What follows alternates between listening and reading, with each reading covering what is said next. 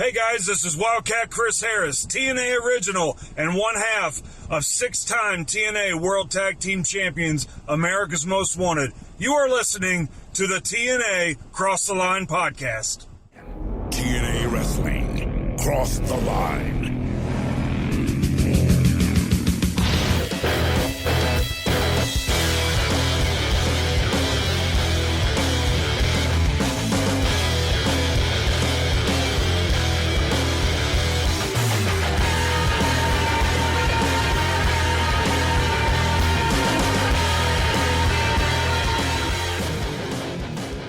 And we're back with episode 311 of the TNA Across the Line podcast. I am Bob Colling Jr. And with me, as always, is Dallas Gridley. And Dallas, last week, we had another debuting wrestler. And yes, it is a WWE career mid-carder. This is not a test. No. This is not a test.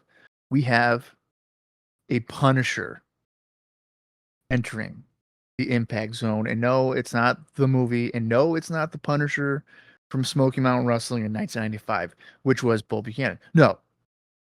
This Punisher has a shaved head. I think he dyed it.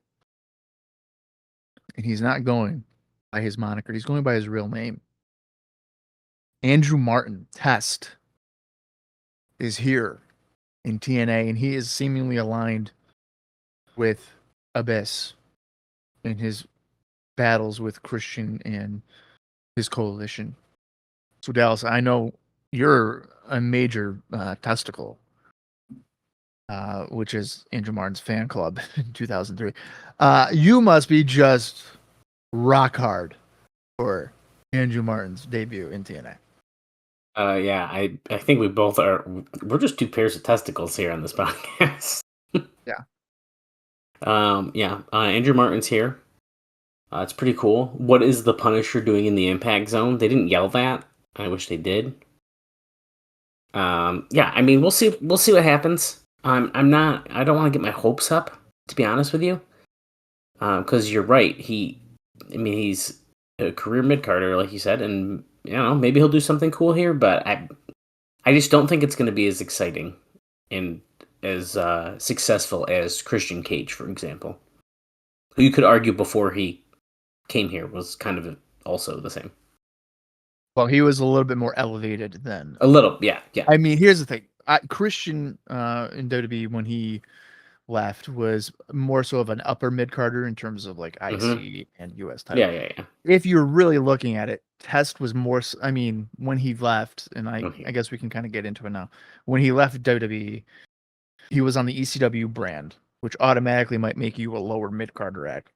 And he was challenging for the ECW World title as recently as the 2007 Royal Rumble, where he lost to Lashley. And his last appearance on TV was on January 30th, where he lost again to Lashley in the ECW World title match.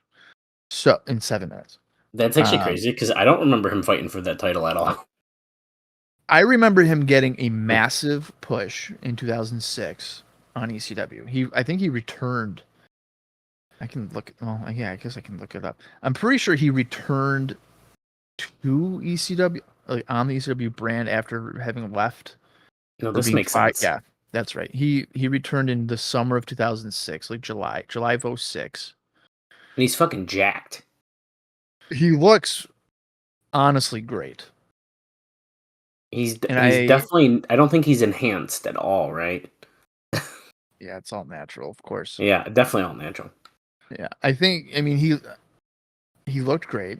He fit in with the ECW rebranding, I guess, or what they're going for, which was I think so.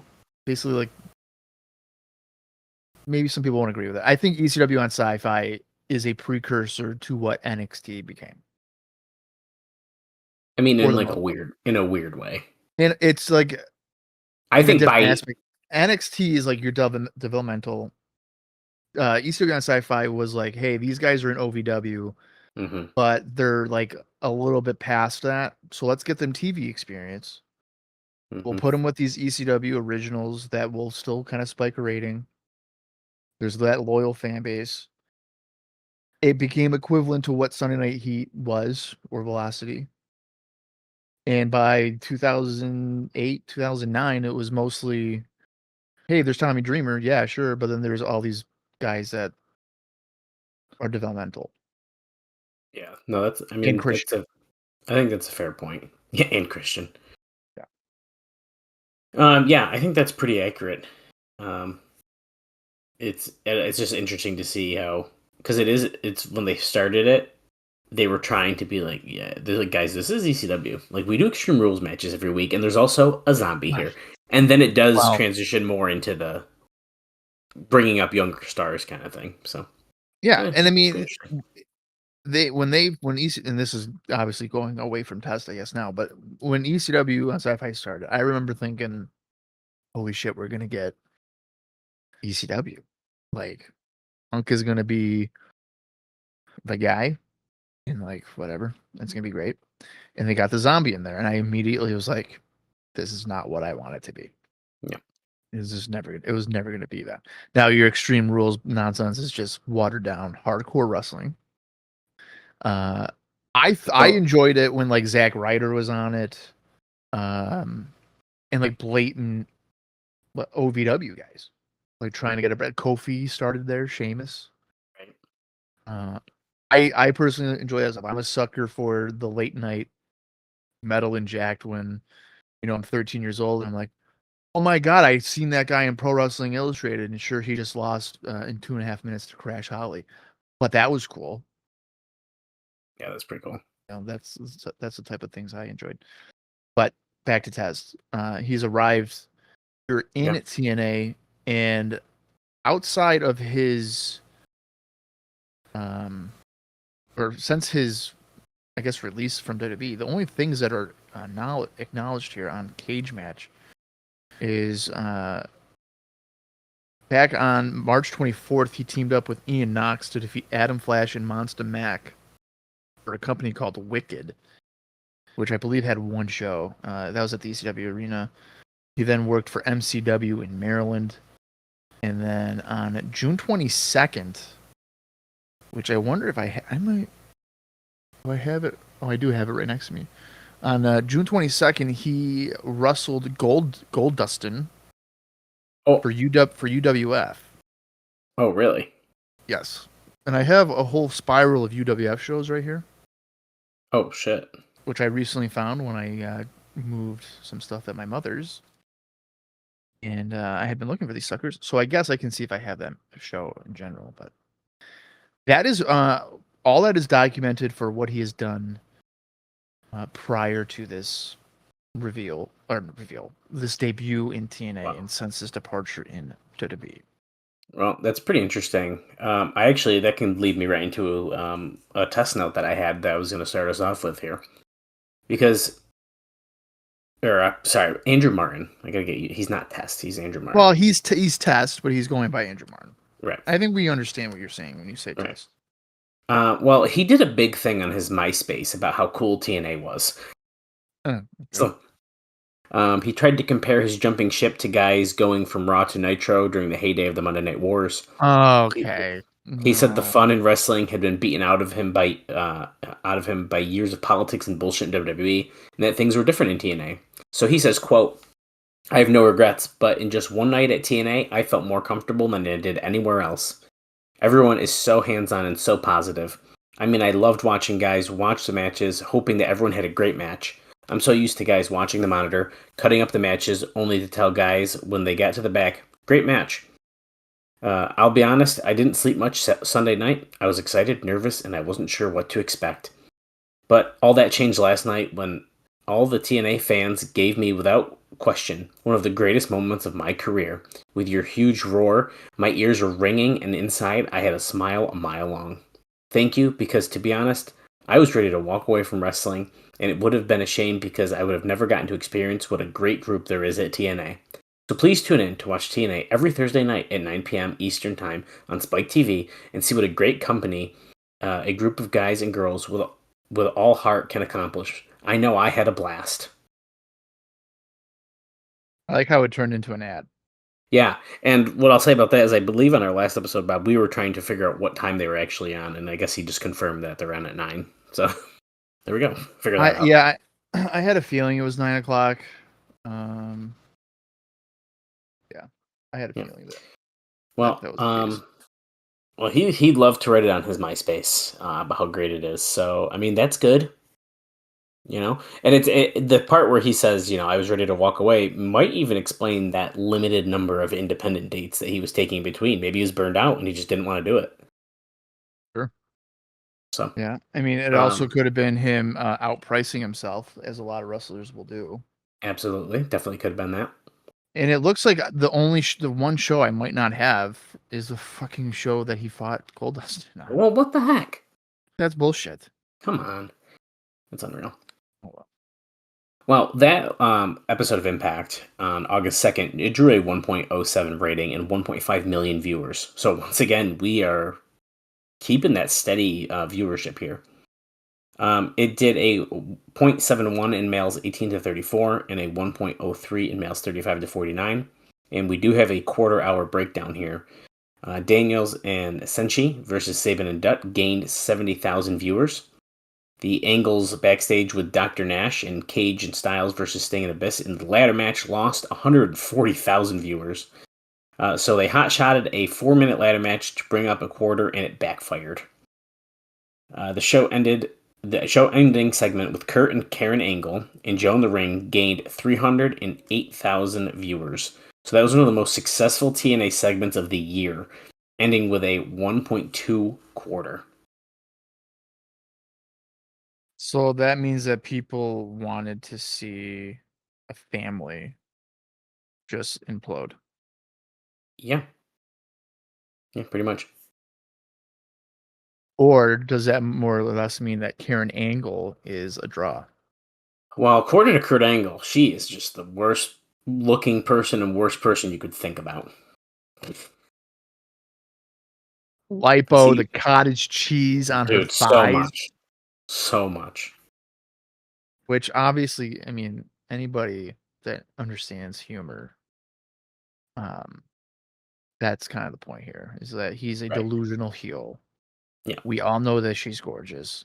He is being a prick. And that's, I guess, really the comedy. Yeah, it was pretty good, honestly. It was really entertaining. Yeah, it was entertaining.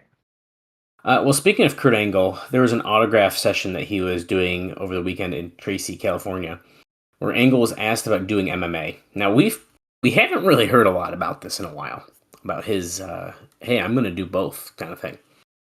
So, in an apparent moment of sanity, he said he would have loved to have done it, but with all of his injuries, he doesn't think it's going to happen. There you go. He also was, I don't know if he was asked about this but he said it regardless. He said that Chris Benoit, who it was just I think it was a couple weeks back, was the murder-suicide. He said he was not a victim of the industry and he was responsible for his own actions. He said that if Benoit didn't like it, I don't know what he's liking necessarily here, but he could have gone to Japan, worked the indies, or signed with TNA. So I don't know if he's making reference to his time in WWE that he was unhappy with or something. But I think what he's referencing there. So the we're in what, August now? So the murder-suicides were in June. So we're probably about 2 months removed. Roughly. Crap. Well, that flew by. Yeah. No kidding. And then if he wasn't happy, I believe there was reports that Benoit was not thrilled about being in ECW. Oh, he saw that. My understanding is that he saw that as a massive demotion. Sure, he'd be, arguably the face of ECW, but he saw that as like, my career's dwindling down, and he was not wanting to do that. Right. It was my understanding. Right. So that might he also. No, I think that's I guarantee you that's what it is, because I definitely remember hearing that now that you say it. Yeah. He also says when the stats of wrestlers versus other athletes were brought up, Angle said that they have to be examined against rock stars and actors, and said the percentage in rehab would be the same in wrestling and TV acting. which might not be too far from the truth. So He's saying, I'm sorry, what was that? He's saying what? like because they were talking, I believe during this whole time it was like sports. Like I think there's a lot of painkillers talk and steroids and stuff like that in sports versus wrestling. So he's saying, well, they should also examine rock stars, actors, and stuff like that. And he's saying that the percentage of them in rehab would be the same in wrestling and in TV acting. That there'd be a crossover. Yeah, I mean that's probably really fair. I'm not condoning, using pills and hard drugs and all that stuff. But wrestlers get a pretty bad reception, I think, when it comes to this stuff because I don't know how many times I've seen like news segments where they're like, "Oh, hi, I'm Jimmy, and I'm here on the local news in whatever town. Well, I'm here with the wrestlers, and they have a live event, and I'm with insert wrestler here, and they're gonna power slam me, and we're gonna find out just how much it hurts." And then they do it one time, and then the newscaster's like, "Okay, ow, that hurt. You do this how many times a year?" And they'll be like, "Oh, between 280 and 320," and they're like, what? And then you wonder why these people are having to use narcotics to not just be in constant pain and where they end up being later in life because of what they're doing to their bodies 300 times a year, at least at that time, to make a living. I mean, it's kind of asinine that the public is just like, how dare you take pills? Ugh, just gross. It's like I probably would be if I was doing that. Well, speaking of all this situation that's been going on with because of the murder suicides, and all eyes are on wrestling in mostly a negative light here. I think we briefly mentioned this at some point. I think it was in passing in a note, but HBO Real Sports had scheduled a follow-up to its 2003 story on the deaths in wrestling. And I think what we mentioned, I could be wrong about this, was that Conan was going to talk in this or something. Yeah. So, that being said, this whole Real Sports follow-up has been postponed, and scheduled interviews were canceled because of the inability to get a major name to talk honestly on the subject. And Dave notes that, ironically, this came the same week where Hulk Hogan, the biggest mainstream name of them all, did talk more openly than ever before in an interview in England, but HBO got no response when reaching out to Hogan. But even more interesting, that affects us, which is why we're bringing this up, is in what may turn out to be a key situation behind the scenes in the game that's being played. Conan appears to have removed himself as the one active wrestling star who would have talked. Now, this is just after Vince Russo tried to broker a deal for him to return to TNA a week ago. We discussed this rumor that they were going to try to get him back. Things between the two sides fell apart.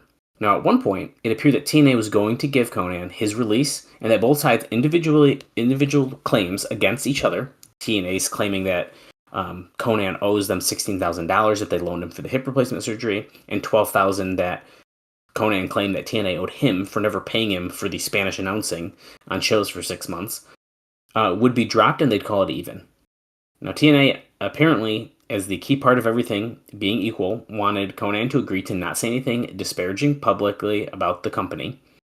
And at that point, Conan wrote a letter asking for more money, supposedly claiming that he'd been discriminated against, although TNA took it as a threatening blackmail, since the letter specifically stated what he would be saying in his HBO Real Sports interview that was scheduled this past week. It is believed that TNA forwarded the letter to HBO, claiming that Conan was blackmailing the company, and it was enough that HBO got cold feet on using him for the show.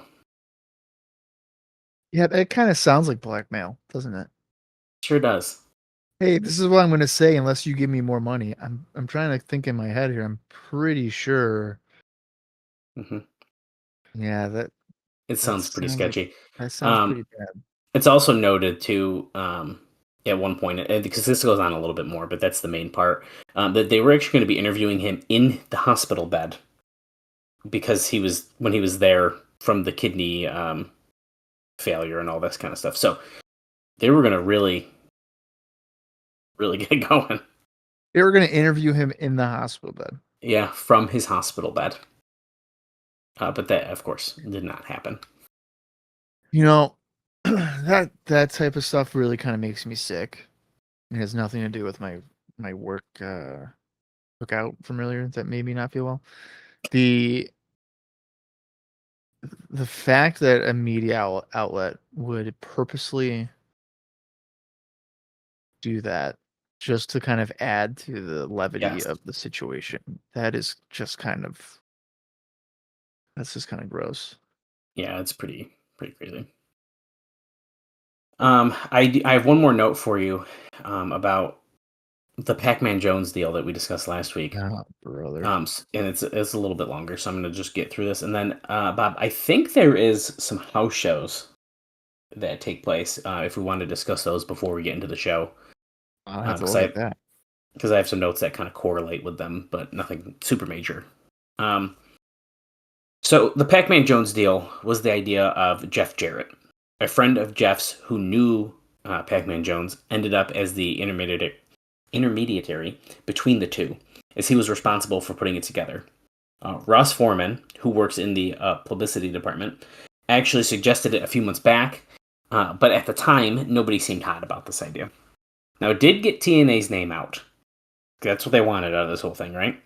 As the announcement on August 6th of the contract signing did make the front page of Yahoo, USA Today, and got an AP story that will get a lot of pub.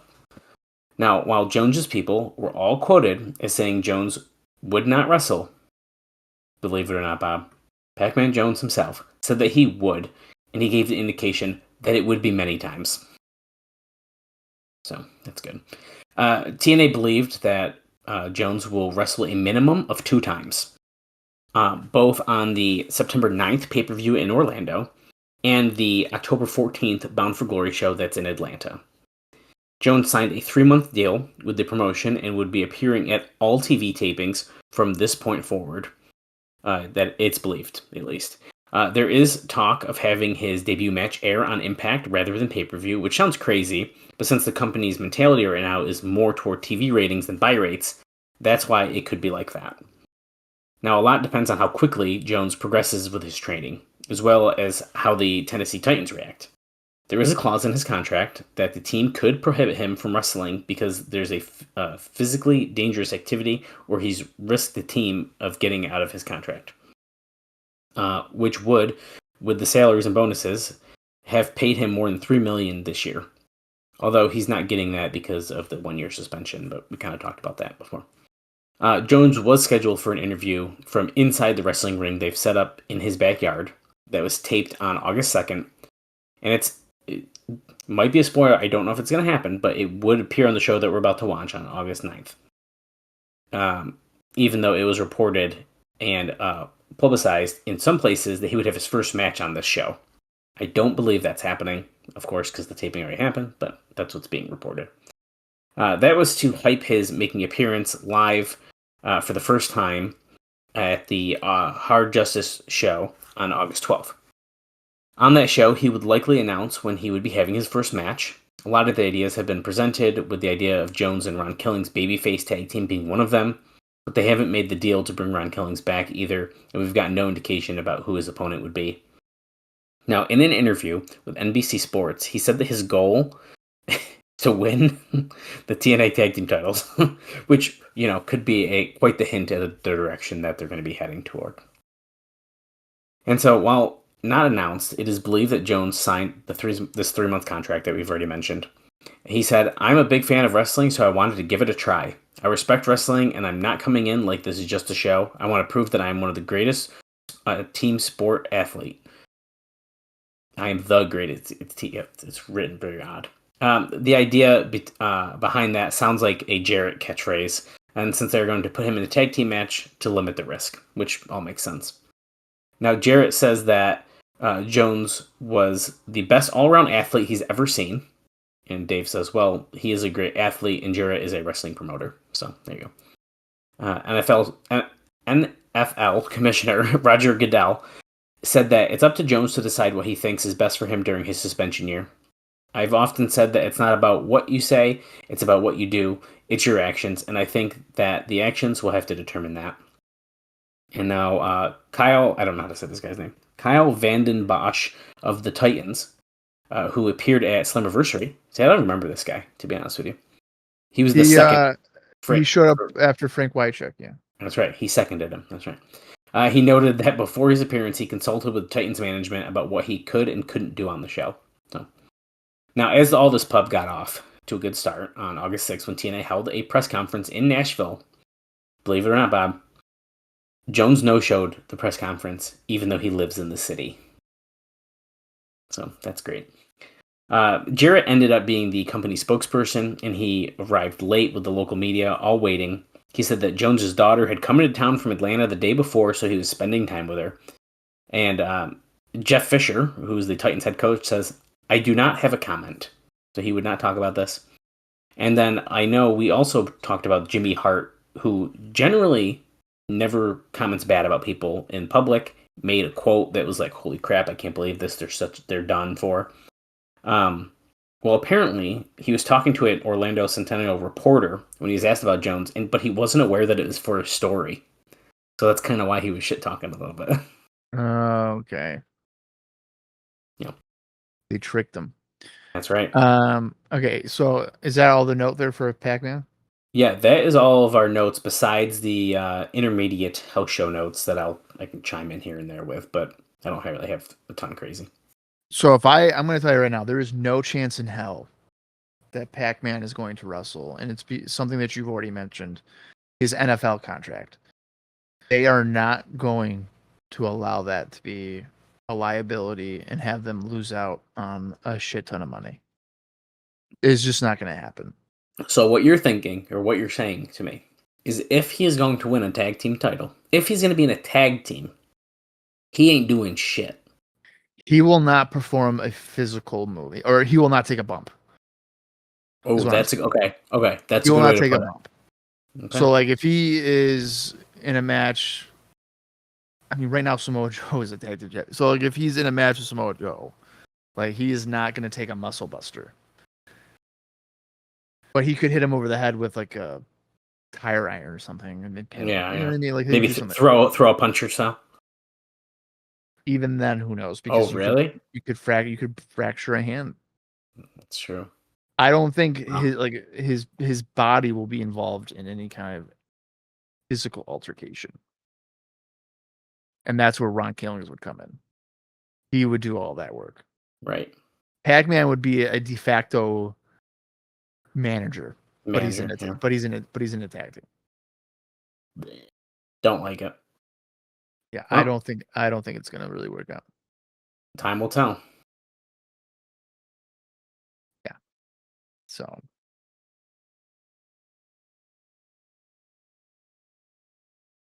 That's where we're at. So let's go to the house show, or house shows, excuse me.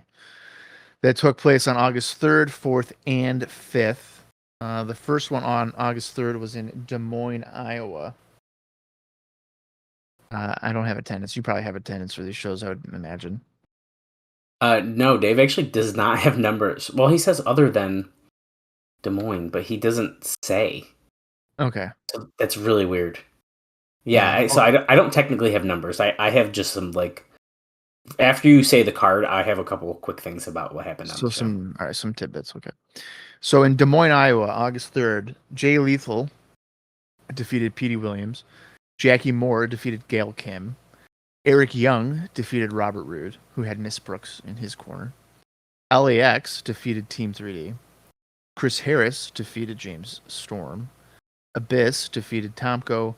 And in the main event, TNA World Heavyweight Champion Kurt Angle defeated Christian Cage.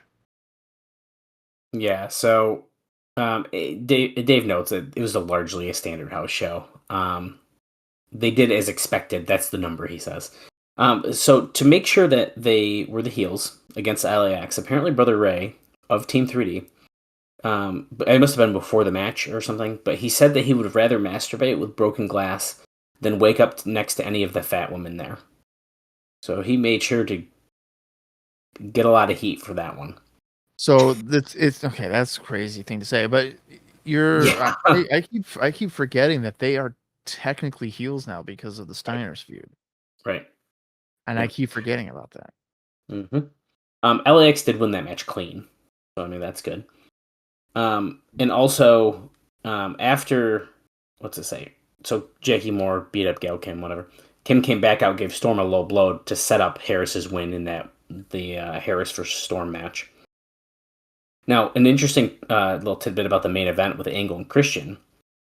He says, now this was funny if you've been watching TV, because apparently Kurt Angle was supposed to be the babyface, which makes absolutely no sense. So he says they run None. house shows thinking that TV doesn't matter. So after the last few weeks of TV, the crowd wanted to cheer Christian, so they had to work to turn them. But the harder Christian was working to turn the crowd, the more that they chanted instant classic at him. Then he called the crowd rude for interrupting, said that they were the ass crack of America and no good wrestler ever came out of Iowa. Angle came out and said he talked about Dan Gable and stuff, and it just wasn't working. They apparently started chanting "fuck John Cena." So Angle ended up winning that match with an ankle lock, and after the match, led the crowd in a TNA chant. And then since they started with the "fuck John Cena" stuff, he led the crowd in that one as well, and ended the show chanting "please come back." So, you know, there you go. Are they? That's really weird. I mean, I would imagine since Kurt is, I mean, aside from Sting, but Sting's not working house shows, that they would want their biggest star to be a babyface. I'm guessing on live events. So then why have him be a heel on TV? Yeah, it's weird. Unless TNA thinks, oh hey, he's putting down his wife. I mean, what guy doesn't put down his wife? You know, Yeah, but that's real. I feel like that's a stretch. it's absolutely a stretch. I'm just trying to think of any logical way of thinking Right. that he could be a babyface on the house shows. Yeah, I don't Yeah, know. that doesn't really make any sense to me. I mean, Nope. Christian would be the easiest way to get a babyface out of the two. It's Christian for sure Right. at this point. August 4th, we're in Kansas City, Kansas, and here are the results there. Eric Young defeating Robert Roode. Jay Lethal defeating Sanjay Dutt. Gail Kim defeating Jackie Moore. LAX defeating Team 3D. Chris Harris defeating James Storm. Abyss defeating Tomko. And, of course, in the main event, TNA World Champion Kurt Angle defeating Christian Cage. There you go. He does right. They did the same basic show in Kansas City, so apparently it was literally the same show. Well, guess what? We're going to Wichita, Kansas.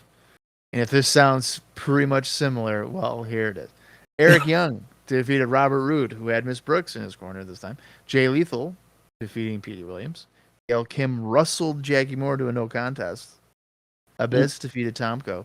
LAX defeated Team 3D.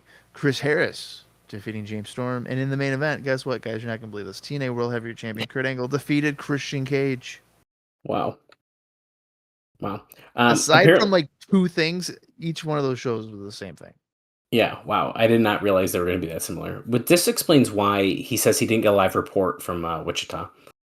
He's also told that there was no local advertising that anyone heard of other than those brief mentions on Impact. So, like, locally, they were not advertising any of these shows.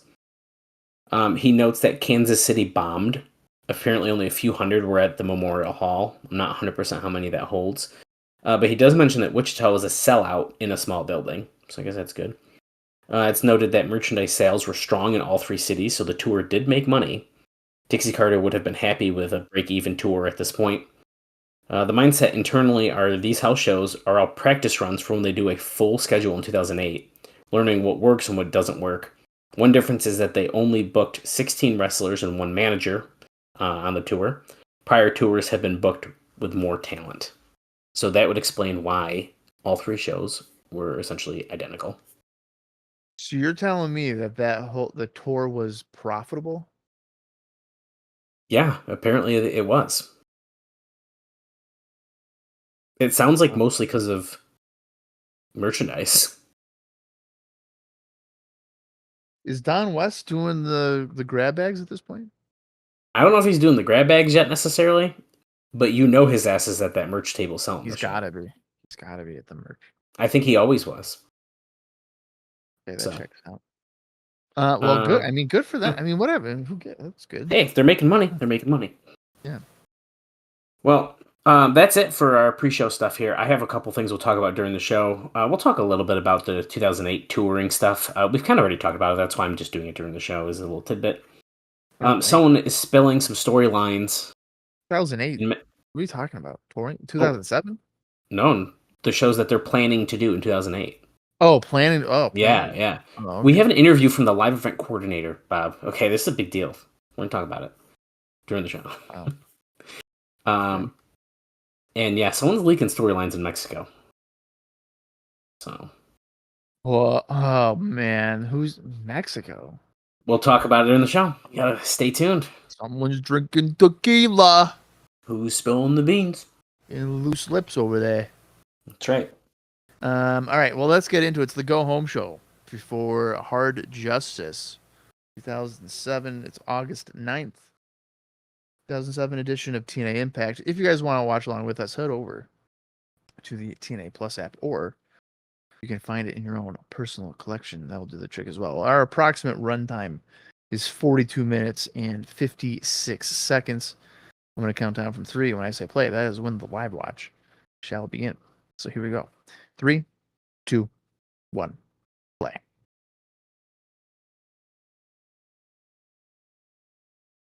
TNA, we are wrestling. Oh, we're starting Jim Cornette's office. Wait a second. There's someone new in a suit, baby. That's an enormous man.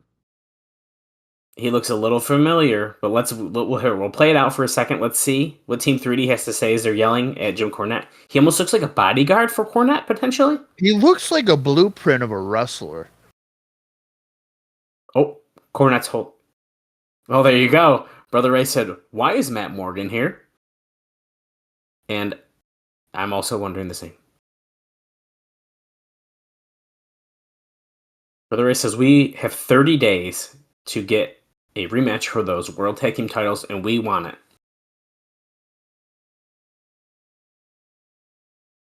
You get Samoa Joe a partner and make it a good one.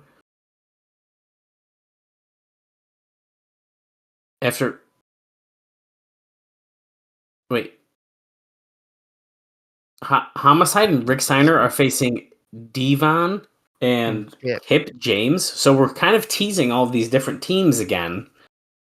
It's really mix matching them. Interesting.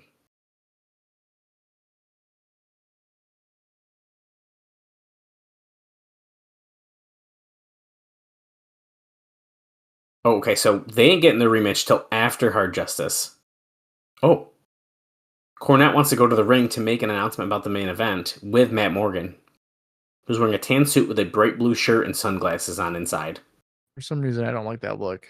No. It looks super dated, which, yeah. I mean, this is from 18 years ago, so maybe, but I don't know if that was good then either, though, to be fair. But we're seeing a video from last week. So we've had Andrew the Punisher Martin debut, as we see right here in this video package. And now Matt Morgan. It seems like we're going bigger. Oh. Big, like big guys. TNA, I feel like in the early days was like, small. Smaller. X Division guys, you know what I mean? Now we're bulking up. The officially over divorce. I want a divorce. That's right. I'm not buying it. I think Karen's gonna. You think it's a swerve? It just feels like it. It's a swerve, bro. Honestly, I would say that turn not nearly as big as Kimberly turning on DDP, but it was yeah. That is an all-time text message. I will never forget that. It was a big moment in my fandom. Dude, Kimberly, and I was like, I know exactly what he watched. It was wild.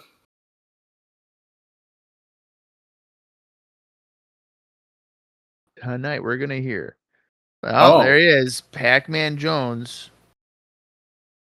Well, they literally say one of the most controversial sports figures. So they know what they're doing. They're definitely aware.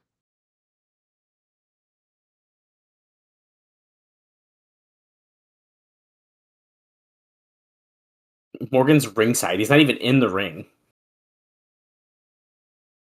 Okay, they're talking about a match, a 6-man tag team match at Hard Justice, but Christian Cage is interrupting it. God, those jeans are just absolutely 2007.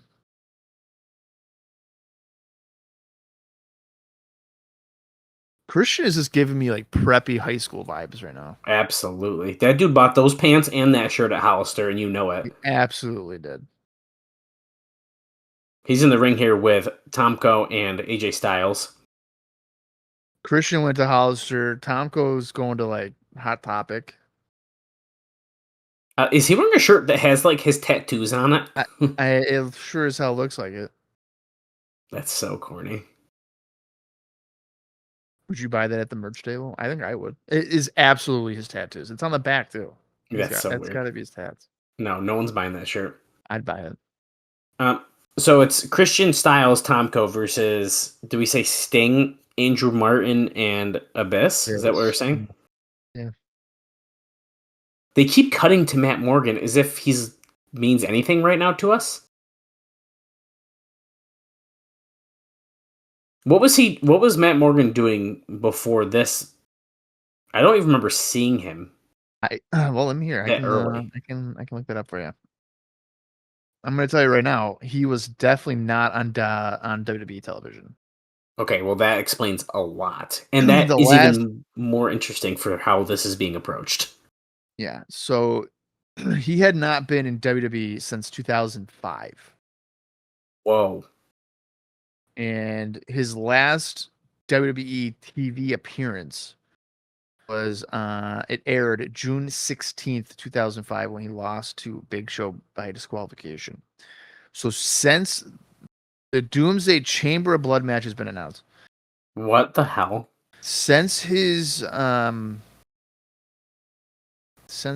departed the WWE, he wrestled for WWC, Hustle, All Japan. Hey, they just announced that this match, this Doomsday Cage, is going to be inside the 6 sides of steel. So we're getting a cage match. He's going over the rules. There's going to be barbed wire around the top of it, so you cannot escape it.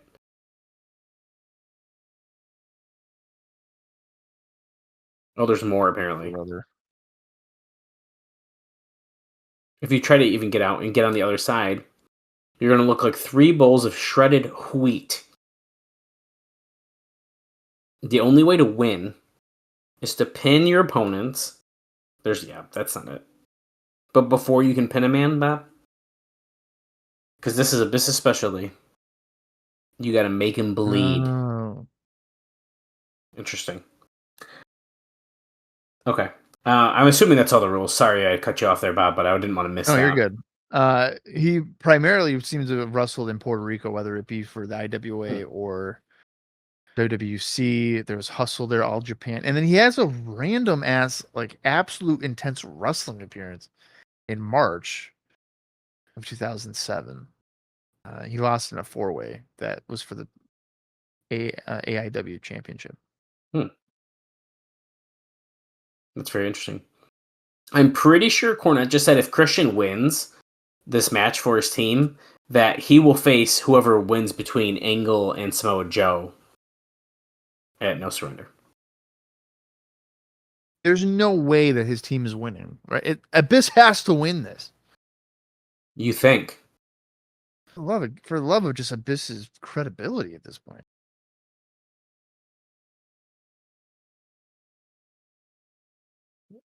If we see him for even 1 second before Hard Justice, there's going to be hell to pay. And there the lights go off. I guess we're going to see him. Oh, wait, there's no music. Is it Punisher? Oh, it's all three of them. Yeah, what is the Punisher song? Well, it doesn't matter, because him, Abyss, and Sting are in the ring. Punisher almost just fell backwards over someone. Abyss going right after Christian. Sting is going after AJ, and the Punisher is going after Tomko. Sting's just Irish whipping AJ into the guardrails. We're going to the back, where JB is with Kurt Angle. I have a Kurt Angle note, but he's going to be really funny, I feel like, so I'll hang on. Kurt. What happened to you, Kurt? He just got off the phone with his divorce attorney. Can I have a hug? Oh my god, wait, this is sad. No wonder he was a babyface at the house shows. They already did this, and look at you feel bad for him. JB says, let it out, buddy.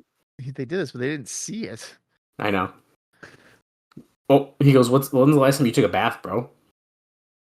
You heartless bastard.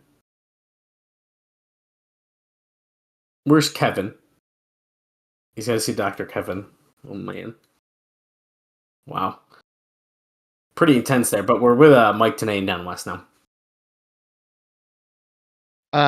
Before we kind of get more into this, we should address the fact that on July 24th, Hulk Hogan died. Yeah, I was thinking about that while Christian was coming out, and I was like, I don't know if this is really the time to mention it. So but yeah. Yeah, so pretty big news in the wrestling world. Yeah, and we won't see him in our time. Well, at the very end, we will. Physically we won't. But Yeah. listen. Here, I'm just gonna tell my story. I've probably already told it before. Oh, hang on. We gotta listen to what Pacman Jones says. I feel like. No, we do. Hang on. Pacman Jones is misunderstood. Hulk Hogan. Risk taker. Man, it's like they're very edited, very weird. He's a team player. Apparently. He literally has shot somebody. This feels so weird after all that stuff we read about his the alleged crimes that he committed.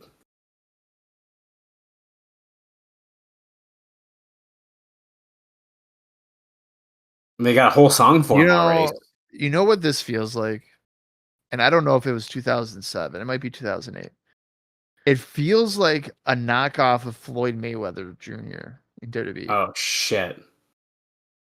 The most controversial figure in sports. Oh, he's going to reveal all of his details of his new career at TNA, and we're seeing Hard Justice stuff, Barroom Brawl, Rhino, James Storm, Steiners versus Team 3D, the Tag Team Dream Match. Crazy. Okay. And then, his of new course, career for a year, by the way, because he's suspended for a year. It's not like a long-term thing. We heard about the Doomsday Cage thing or whatever. Winner takes all, Joe versus Angle. Okay, so back to what we were saying. As we're about to get a Clockwork Orange House of Fun match, by the way. Yeah, just randomly on an Impact. Listen, Hogan's dead. Hogan is dead, brother. We recording this on the day it happened. Yep. But my very quick story, which is going to be a slight spoiler, in our timeline, technically. But me and my friend, when I was in 11th grade, we skipped school while we were in high school, and we took a bus down to New York City. We walked around with a paper printed out map. We did not have smartphones to find to find the borders, the bookstore borders, where Hulk Hogan was doing a book signing, and you did not have to pay for anything besides the book. And you're damn right that me and him stood in line for X amount of hours, whatever it was, and we met the Hulkster at this book signing. I have a picture of him signing my book. That's it. You could not get a picture with him. He said, "I like your shirt, brother." I shook his hand, and I got my freaking book. It's actually, can I point to so you can see it? It's right there on my shelf. And after that, we walked our asses to Madison Square Garden. Spoiler coming up, where he was doing a press conference about the book, because it was like a press tour. And all of a sudden, the black curtain falls in the back, and there's Spike TV and TNA logos. And he brings out Eric Bischoff and Dixie Carter and says, "I'm going to TNA, brother." And your boy was there. So, pretty You were crazy. probably like, whoa. I was.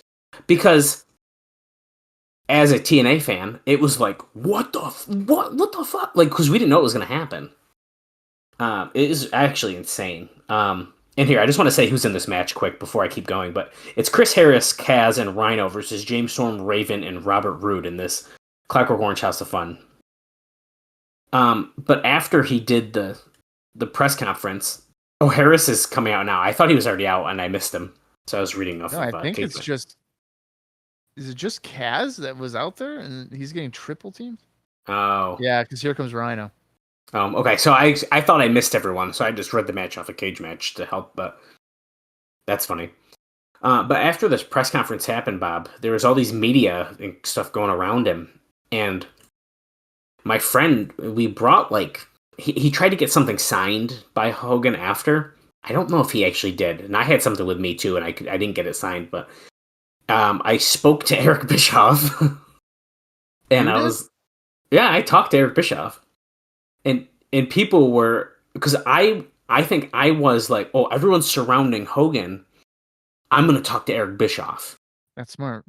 And so I tried to get a picture with him really quick because a couple people were, and he was like, I got to get Hulk out of here and I'll be back. And of course he didn't come back, but and Dixie was gone. I mean, she was way out of there. But yeah, that is my story. But if you're a wrestling fan, you cannot deny what he did for wrestling. You know, as a person, you know, a little less to be desired, but yeah. It turns out that Hulk Hogan and Terry Bollea are pretty much the same person. Well, in case you didn't remember, if you didn't forget from the trial, is that Hulk? What is it? You know what I'm saying. From Gawker, Hulk Hogan has a huge dick. Terry Bollea doesn't. Yeah, I forgot which way it was said, but yeah, pretty funny. Yep. Storm and Harris persona, so his physical attributes are different. That's right. I like that. Talk about kayfabe, brother. Chris Harris and James Storm are wailing on each other with trash can lids now. Is Raven busted open over there? It looks like he is. Yeah, he's gushing, man. Sure is. Oh, yeah.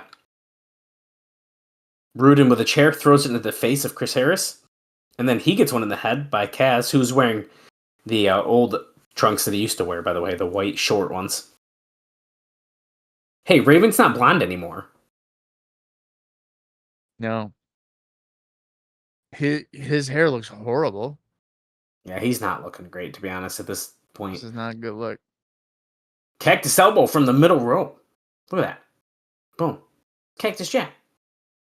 Drove Kaz right through the table. That's the super bad move of the night at the TNA Spotlight. That's TNA promoting the movie Superbad, by the way. Oh, yeah. That's a good call.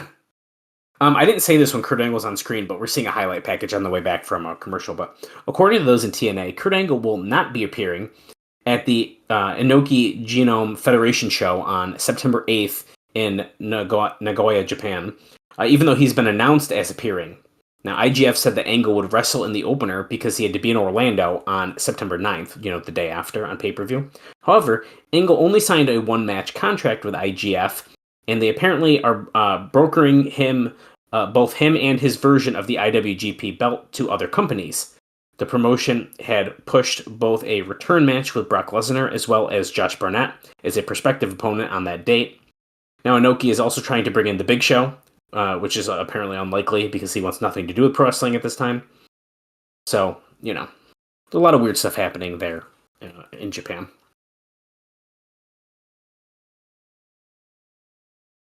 And by the way, I think those are the Japan dates that Dave was comparing his travel schedule with when he was like, oh, I flew from Japan to Mexico City and I watched the show.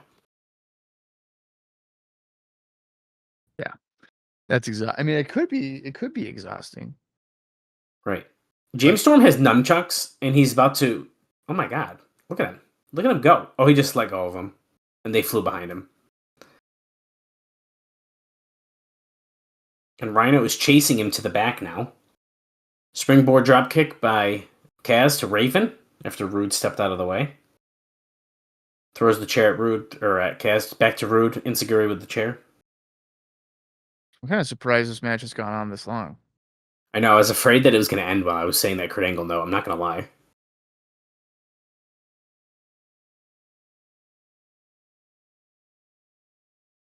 Harris gets caught with the kendo stick there by Raven.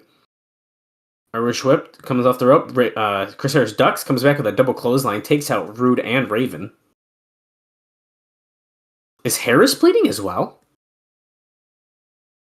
The back of his head looked red. I couldn't tell, though. Oh, Ms. Brooks is jumping on the back of Harris. Is Raven drugging Kaz with a towel? Is he right using now? chloroform? No, I think he was just using the rag in his back pocket. Oh, okay. Which should have chloroform on it. Why not? Oh, shit. A pump kick almost puts Raven through that table. He kind of just cracked the edge of it, though, but Roode has he went through it. Yeah, at the bottom part. What the hell was that? A sledgehammer? A sledgehammer to the gut, and then he nearly gets suplexed on it with the payoff, right? Is that what he calls it? I think so. And Roode just got the pin on Kaz for his team, dude. I did not expect that. I mean, technically cleanly in the match stipulations, you know. Oh, yeah, his head is bleeding on the back. He is bleeding. Yeah. Wow. I mean, that was fine for being a hardcore. Yeah. Whatever. I liked it. Letitia is backstage here outside of Samoa Joe's locker room. He has a special guest he's going to bring out to the ring tonight. They're saying, oh, they slammed the door shut on him. Is it? It's fucking Karen, right? No. They're not going to tease that it's Karen. It's got to be Karen. No. He's banging Karen already. Well, get ready for the Bound for Glory live tour, Bob. Who else would the special guest be? Oh. The New York State Fair in Syracuse, New York. Bound for Glory live tour show, baby. That's misleading. It makes it look like it's Bound for Glory. Right. But it's the live tour. Is that Dustin Rhodes? That's definitely Dustin Rhodes. In 3 short days. I'm coming out, Chris. The black rain is coming down.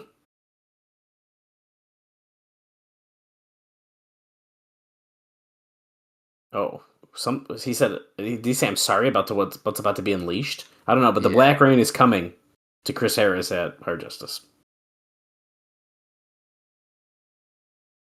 Okay, so Kurt Angle is with Dr. Nash, who's the one laying on the couch instead of Angle, crying about his marriage being over.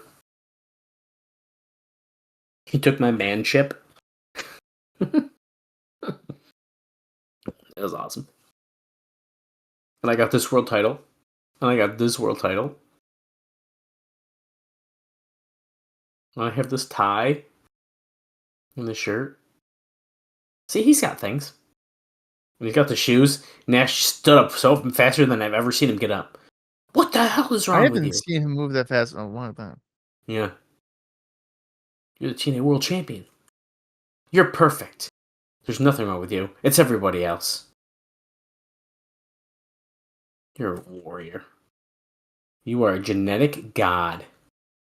You're perfect.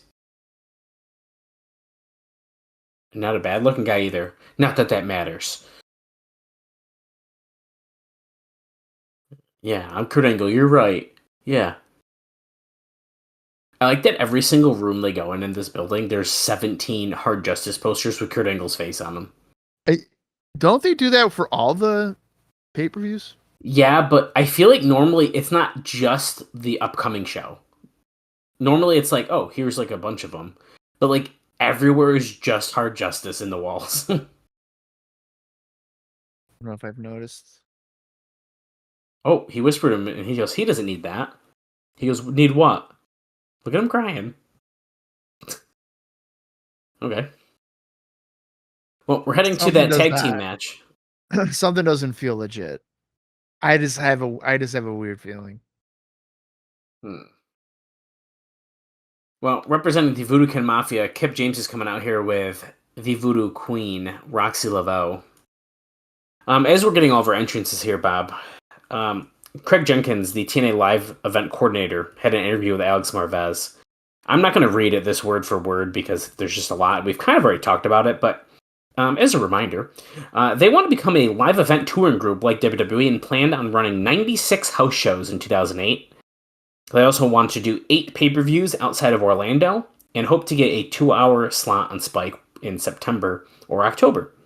He said that they wanted to target New York, Memphis, we've talked about those. Also Chicago, though, which they were wanting Bound for Glory for, but that fell through. Los Angeles, Miami, Dallas, Houston, Philadelphia, and Boston.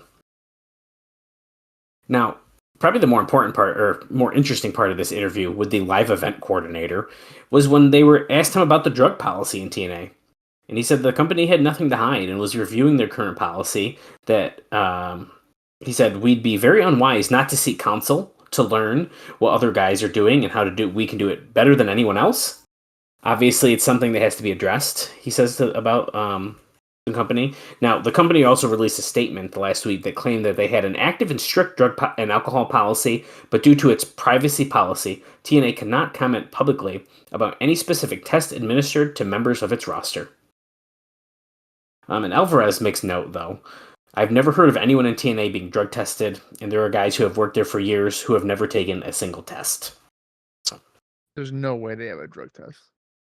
Yeah. So take that how you will. But Rick Steiner and Homicide against Devon, Brother Devon, and Kip James. Very weird match here. So Devon and Kip teaming up is not necessarily weird, but seeing Rick Steiner with Homicide is a little weird. Yeah, it's a little odd. Well, they keep talking about Pacman Jones and how people keep talking about it. Now, this is one of my annoying little things, Bob, I'm noticing. If you look up at the Titantrons, they have a different graphic playing that has the logo on it. When you see that moving graphic, it's new. It's different. That's a new one. You don't like that? No, it's fine. I just noticed it's new. Also, we talked recently about the turnbuckles changing. They had the full TNA logo on them. Now take a look at what they are tonight. Yeah, we're back to TNA. Yeah, we're back to just the yellow TNA letters. Now, I'm going to have you hang on just a second. I'm going to pull up pictures from the last week's episode and see if I totally missed that. I think that they did that because it's easier to see the TNA in the yellow. That way you're damn right.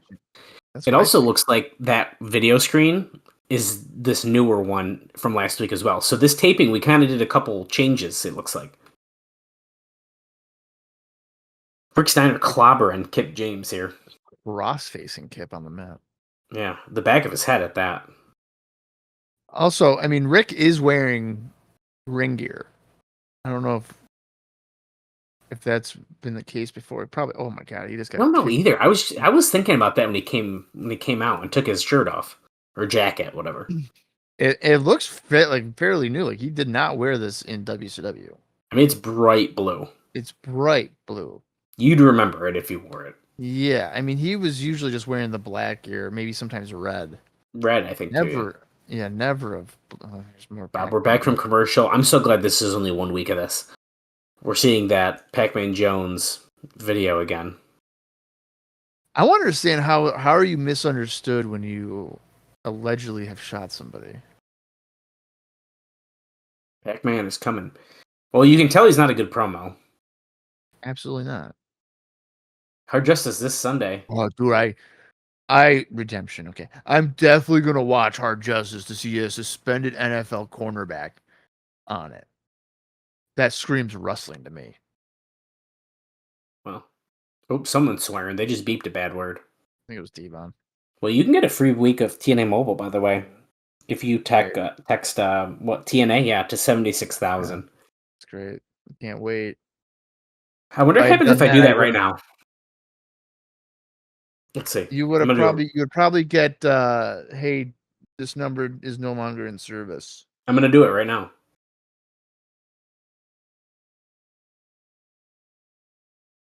Let's see if they text me back.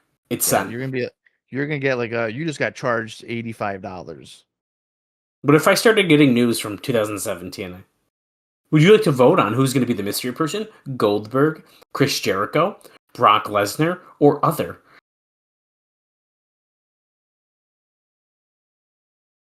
Yeah, they're not texting back. What were you saying? Who's going to be the surprise? Goldberg, Chris Jericho, Brock Lesnar, or other? For Joe. Okay. I'm telling you, I think it's fucking Karen. No. I think it's something bigger. I don't know.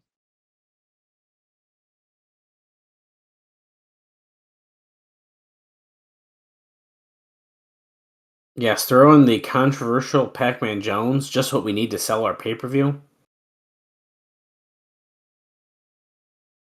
Homicide comes off the top rope, takes out Brother Devon, ducks that clothesline from Kip, who accidentally hits Devon out of the ring.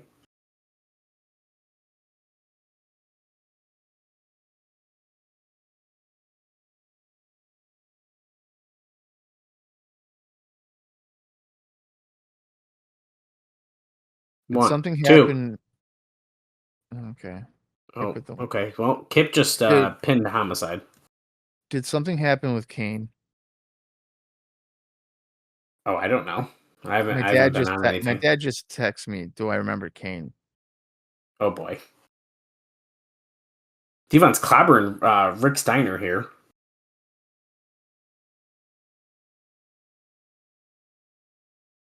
I'm not seeing anything. Okay. He just said another good one, huh? Is my dad trying to prove to me that he knows wrestlers? Yeah, he definitely is. Steiner just stopped that beatdown, by the way, and there's Hernandez as well. BG James even was out on the side of Brother Ray and Devon when they were leaving. So Letitia is with Samoa Joe here. She says, "I can't believe you pull it off, but I can't believe who your special guest is about to be." It's gonna be Kurt Angle's 7th grade history teacher. That'd be awesome. And she knew who it was. She opened it and was like, "Whoa." Oh. Yep, Kurt is not the only one with eyes on Samoa Joe. Team 3D made those comments earlier as well, of course. Come knock on my door because I'll be waiting. Okay.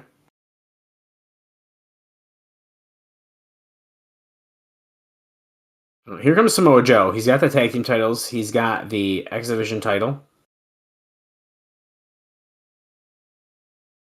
Yes, all 5 championship belts are at stake, Bob. Get ready. Winner takes all at Hard Justice.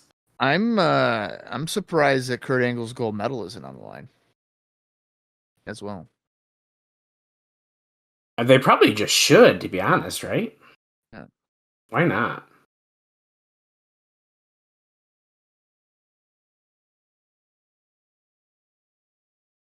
Oh, she's gonna.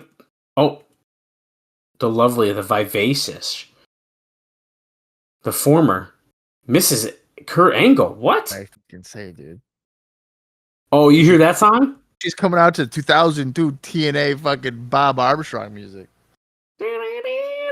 Or no, this is AJ Styles. This is what AJ. Oh, this is this. Oh my god, dude! It's like the instrumental of "Born in the USA." Holy crap! That is so funny. We're on TV now, so we can't be getting copyright claims. That's what they're doing. Look at her waving at the camera. They're like, Jimmy Hart, give us just a little bit of a knockoff of this thing. Now, Karen, I got a reason. There's a reason I asked you out here. Oh, Karen, I'd like to invite you to sit this Sunday front row at Hard Justice to witness the ass kicking that your husband has deserved for quite a long time.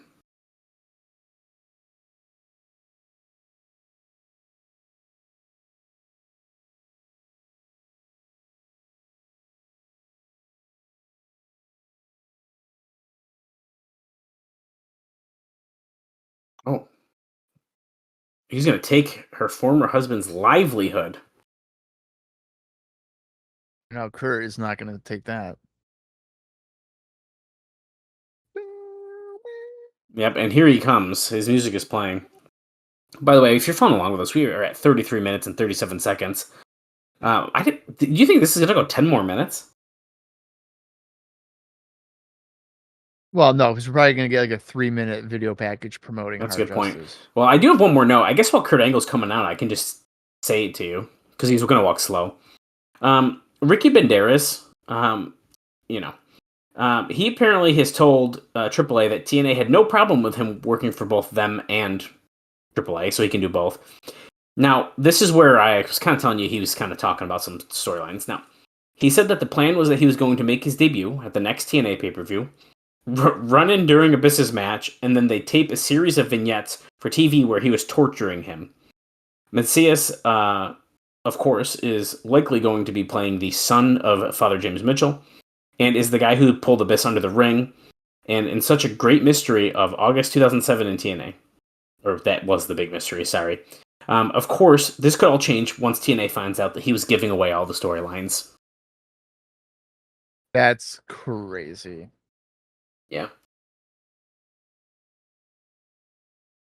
I didn't even think of him being the guy in Mexico. That makes so much sense. I keep on thinking he's like a Puerto Rico guy.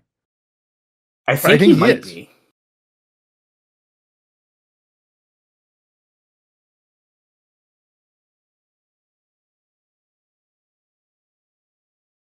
I made a lot of mistakes, Karen.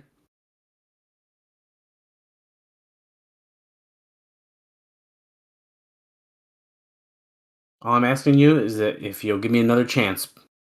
Oh, he's getting down on his knees.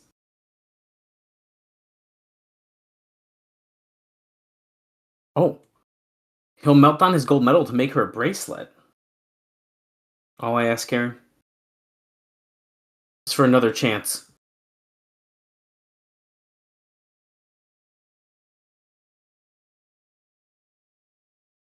This is Kurt Angle's rock bottom. I want to believe you. Please, Karen. I won't ruin it.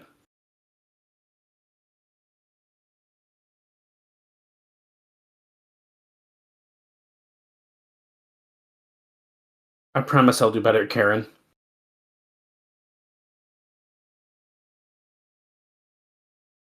I've known you for 12 years, Karen.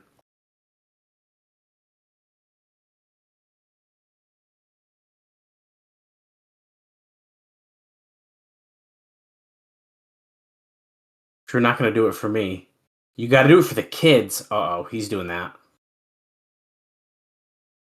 Don't guilt trip her. This is gaslighting. You know what, Kurt?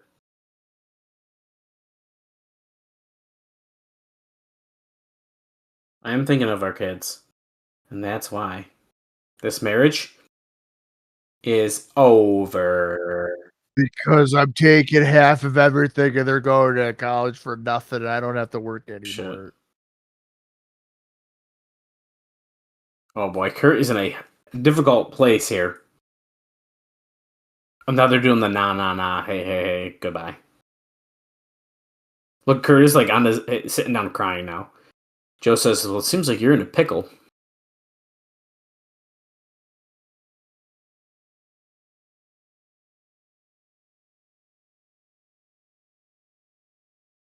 You've lost your clothes. You lost your wife.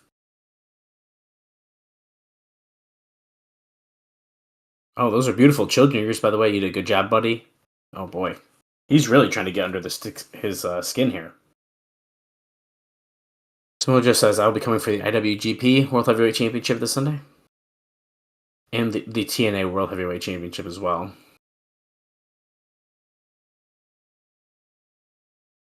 Every championship on the line.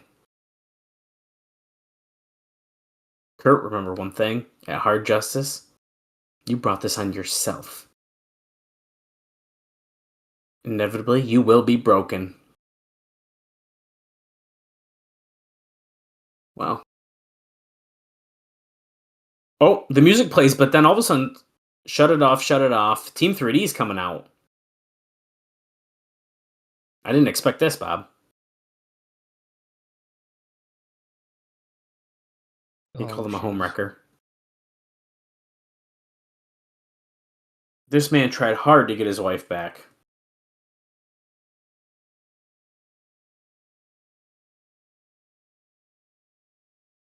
Joe, you stole something from us. We're here to take them back. They want those tag belts.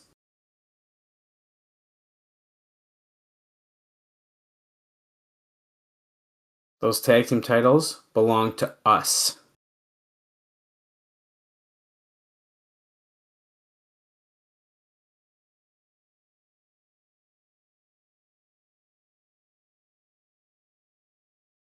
Oh boy, call them Oh, boy. boy. I really feel like Team 3D did not need to be part No, of they this. don't. It's like we're kind of trying to set up the next pay-per-view. Maybe? Oh, look, he laid him down and he steps on him. His Brother Ray was going to pick it up. I put him down, brother. It'll be a hard time for you to pick them up, boy. Boy. Goes to punch him, blocks it. Samoa Joe is going after both members of Team 3D here. Oh, but Kurt went right in between him and goes after Samoa Joe. Come on, we're the Steiner brothers. Oh, you think they're going to do that again? Oh, he's ankle locked in and whipping Samoa Joe with the tag team title on the back. Is no one going to help Samoa Joe? Is Samoa Joe just that unlikable? I guess to these guys. Wow, now both Devon and Ray are hitting him with the titles. Rudy Charles is coming in there for the save. Nah, he backed up. Man, he's not doing it. He could have just broken his ankle, and now Devon's got a chair. Oh. Unprotected on the head. Here come the Steiners. Hey, here we are. They were at catering, probably. You can't blame them. I don't, but... I like Scott's sweet red pants. Yeah. A little preview of Sunday at Hard Justice. Steiner's clear out the ring, saving Samoa Joe. Bob, I smell a 6-man for next week's Impact. I mean, I wouldn't hate that.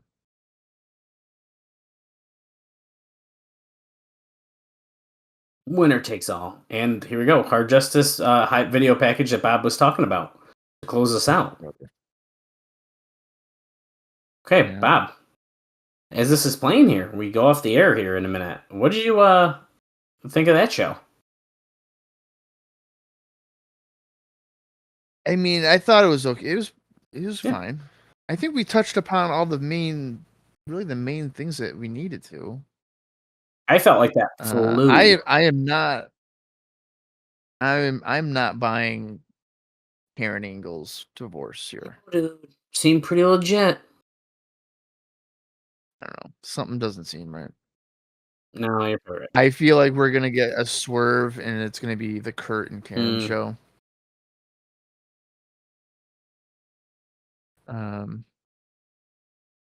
Well, I don't know. I guess time will tell here. I like that episode. It went by very fast. The matches were pretty fun, I would say. And yeah, for the two that we got. Yeah. So I'm not opposed to it, and I'd say I'm looking forward to Hard Justice, but probably because I'm not paying for it. So. Yeah, that certainly helps. I would say I'm looking forward to Hard Justice more than I was the previous show. I think that's fair. Yeah, I agree. I think they did a better job building to this one. Yeah, I mean, I think it's safe to say that Joe and Kurt will be good. I don't necessarily like that all the titles are in one match, I guess, and we have done this several times, but that's certainly going to be at least good, potentially great, but certainly at least good. Storm and Rhino has heat to it. Yeah. Which is nice. I'm looking up. We'll just do a quick rundown of what is announced for sure. So we know that we're getting a barroom brawl between Rhino and James Storm, which is what I was just mentioning, which has had some decent build. Rhino's kind of lost his temper a couple of times, which has really helped that feud.